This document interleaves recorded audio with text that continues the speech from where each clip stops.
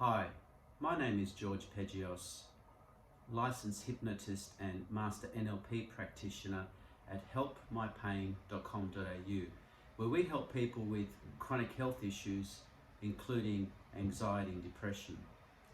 A big part of what I help people with almost every day is anxiety and depression. These two conditions do have a lot in common, and they can be incredibly debilitating. Today I'll be talking about anxiety, and in a future video I'll discuss depression. It's normal for most of us to experience anxiety from time to time. In fact, it's a normal emotion. When you have a presentation to do for work in front of a boss or colleagues, it's normal to feel anxious. In fact, it can be a good thing. It helps you focus. It could involve thinking about and preparing for an upcoming exam, or dealing with a fight you've had with a close friend. These are all normal reactions. It all goes back to that saber-toothed tiger everyone keeps talking about. That tiger no longer threatens us, but we can face a never-ending barrage of constant threats every day. It's when that feeling doesn't go away, when those symptoms build up and affect your life, that we need help. People with an anxiety disorder can feel overwhelmed. Running sensations such as feeling scared, worried, being on edge, or nervous can affect our quality of life, our ability to lead productive lives, both at work and at home. Interpersonal relationships do suffer, and this can exacerbate the problem. Worse still, anxiety can have negative impacts on our health. This can manifest as increased heart rate, blood pressure, chest pains, digestive problems, asthma, as well as insomnia, which can lead to further health problems. We often hear stories of those that attend emergency for chest pains, only to be told that it's not a heart attack, but an anxiety attack. Some neuroscientists did a study very recently. They studied two groups of people about to parachute out of an aeroplane. One group was pumped up and excited. The other, for whatever reason, full of dread and fear. The interesting thing was the physiology of the two groups, their heart rate, their breathing rates. The sympathetic nervous system tone was exactly the same for the two groups, yet their experiences could not be any more different. It's a good story to show that it's how the subconscious mind is processing an event that can create your reality. I find that the source of these patterns of thinking that make us behave this way start early on. It can be a feeling of not being good enough, of not being able to put things in context, as well as the belief that you have no control of the outside world. We run different patterns of thinking from early childhood experiences. We are sponges at those tender young years, and we are soaking up experiences. We see what consequences there are for behaving one way or another. We are finely tuned at reading the facial expressions of those around us, especially those of our parents and caregivers, and we try and make sense of each and every action. The trouble is that was a long time ago. Those people, even though they had the very best of intentions, probably did not have all the tools to do the best thing that they could do for us. It's not that they were good or bad, they simply did the best they could under those circumstances. And we were taking all this in with not yet fully developed brains. Our prefrontal cortex, which applies meaning to things, that part of the brain which puts things in context, doesn't fully mature until about 25 years of age. Fast forward then to now, and we find ourselves facing new challenges and processing those thoughts and feelings, whether interpersonal or career related, in a very similar way, which may not be the right way, finding ourselves in the same situation. How many times do we hear the same story? I keep meeting the same type of person.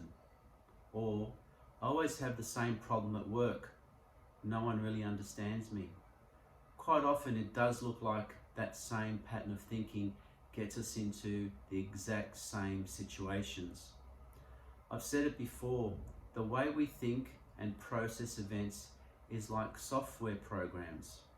Apple, Microsoft and other tech companies are constantly doing software updates, adding new bits of code, removing outdated bits of code so that the operating system works better, more efficiently in the ever-changing environment. Even Apple knows it's best to run these updates at night when we're asleep. The difference though is that hypnotherapy has another dimension. It allows us to tap into the subconscious mind by getting you into that right state, that zone, that you will find yourself where you have control. You do have that inner wisdom that will allow you to create the changes that you need to do right now. Strategic hypnotherapy uses an understanding of neuroscience along with the evolution of the art of hypnosis to help people who have been stuck in a helpless cycle change their patterns of thinking and behavior for good. I am really humbled when I see people make such incredible changes to their lives in such a positive way. As I say to them, they are the captain of their ship. I am but their navigator. I have a little story to tell you, a story that I tell my clients, and I want to share it with you. Once upon a time, a farmer found an abandoned eagle's nest, and in it was an egg, still warm. Looking out, there was no sign of its mother or siblings. And so the farmer, fearing for the little eagle's life, took the egg back to his farm. He laid it in the nest of one of his hens, and after 2 weeks the egg hatched, and out came the little baby eagle. The hens looked after the eagle as if it were a little chicken, and so the eagle grew up along with the other chickens. It pecked about the farmyard, scrabbling for grain and scraps. It ran into the chicken house when it started to rain, run away from the farmer's dogs when they came out, startled and jumped any time any unexpected noise happened. In fact, it did exactly what all the other chickens did all his life.